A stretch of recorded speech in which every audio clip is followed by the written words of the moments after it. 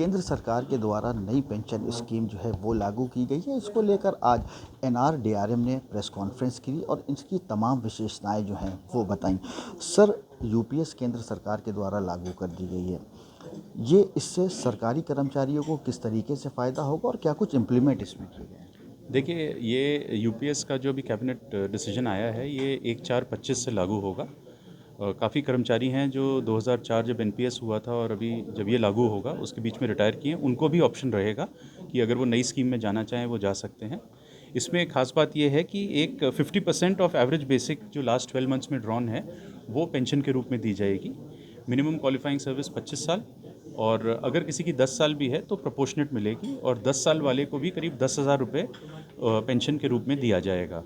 जहाँ तक कि फैमिली पेंशन है, वो 60% ऑफ दी पेंशन जो कर्मचारी को मिलती ऑन डेथ वो दी जाएगी। तो ये काफ़ी पॉजिटिव स्टेप है। इसमें ये फिक्स्ड ही नहीं रहेगा, इसको कंज्यूमर प्राइस इंडेक्स जो है फॉर इंडस्ट्रियल वर्कर्स उसके साथ लिंक किया गया है, तो हर साल ये बढ़ता चला जाएगा।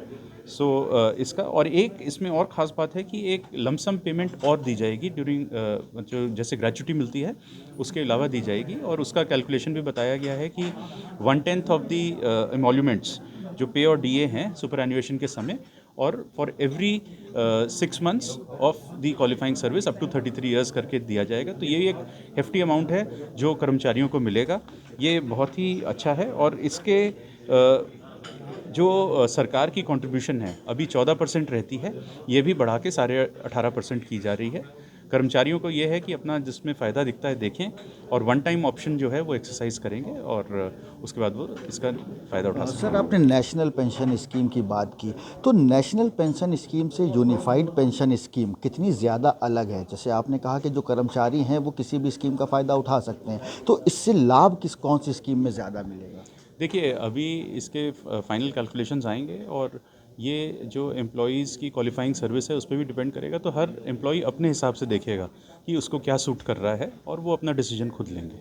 सर, ओपीएस की अगर बात की जाए तो कई कर्मचारी संगठन ऐसे हैं जो ओपीएस लागू करने की बात करते हैं, यूपीएस का विरोध कर रहे हैं, तो उन्हें किस तरीके से समझाया जाएगा और ओपीएस से यूपीएस कितनी बेहतर है? देखिए, ये एक बहुत ही पॉजिटिव स्टेप है जो यूपीएस का लिया गया है, जिसमें आप अशोर्ड पेंशन भी मिल रही है सारे कर्मचारियों को। तो मैं सोचता हूँ ये बहुत अच्छा स्टेप है गवर्नमेंट का, और जो एनपीएस वाले कर्मचारी हैं उनको एक और ऑप्शन दिया गया है, और ख़ासकर जो नए कर्मचारी भी ज्वाइन करेंगे उनको ऑप्शन है कि आप यूपीएस में जाना चाहते हैं तो आप जाएँ। तो ओपीएस देखिए वो पुराना था, अब उससे हमको कंपेयर नहीं करना चाहिए। जो आज की डेट में जैसे एनपीएस है, एनपीएस और हम यूपीएस देखें तो इसमें जिस कर्मचारी को जो फ़ायदा दिखता है वो अपना ले, एक ऑप्शन है उसके पास। बहुत शुक्रिया सर बातचीत के लिए।